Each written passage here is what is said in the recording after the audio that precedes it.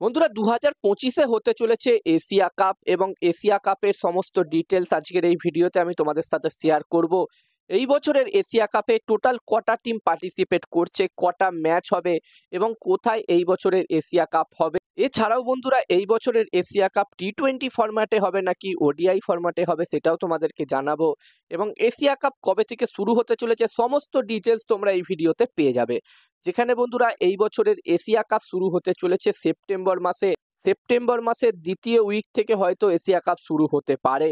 এবং বন্ধুরা এই এশিয়া কাপে এবারের এশিয়া কাপে টোটাল 8টা টিম পার্টিসিপেট করবে, যেখানে ভারত, পাকিস্তান, শ্রীলঙ্কা, বাংলাদেশ, আফগানিস্তানের মতো টিমরা তো অবশ্যই থাকবে, পাশাপাশি ওমান, ইউএই এবং হংকং এর মতো টিমও থাকবে। তো টোটাল এই 8টা টিম পার্টিসিপেট করছে এই বছরের এশিয়া কাপে।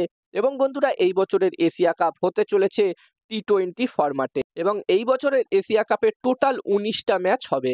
আর বন্ধুরা এই বছরে এশিয়া কাপ হওয়ার কথা ভারতে, যদিও বন্ধুরা এশিয়া কাপ ভারতে হবে না, তার কারণ হচ্ছে এসিসি, এশিয়ান ক্রিকেট কাউন্সিল এখানে সিদ্ধান্ত নিয়েছে যেহেতু চ্যাম্পিয়ন ট্রফিতে ভারতীয় টিম পাকিস্তান সফরে যায়নি আইসিসি চ্যাম্পিয়ন ট্রফি খেলতে, তাই এসিসি এখানে সিদ্ধান্ত নিয়েছে এশিয়া কাপের নাম তো ভারতের থাকবে, হোস্ট হিসাবে নাম তো ভারতের থাকবে, কিন্তু টুর্নামেন্টটি ভারতে হবে না, হয় শ্রীলঙ্কাতে হবে না হলে ইউএইতে হবে। শ্রীলঙ্কা, ইউএই এই দুটো দেশের মধ্যে যে কোনো একটা দেশে এইবারের এশিয়া কাপ হতে চলেছে।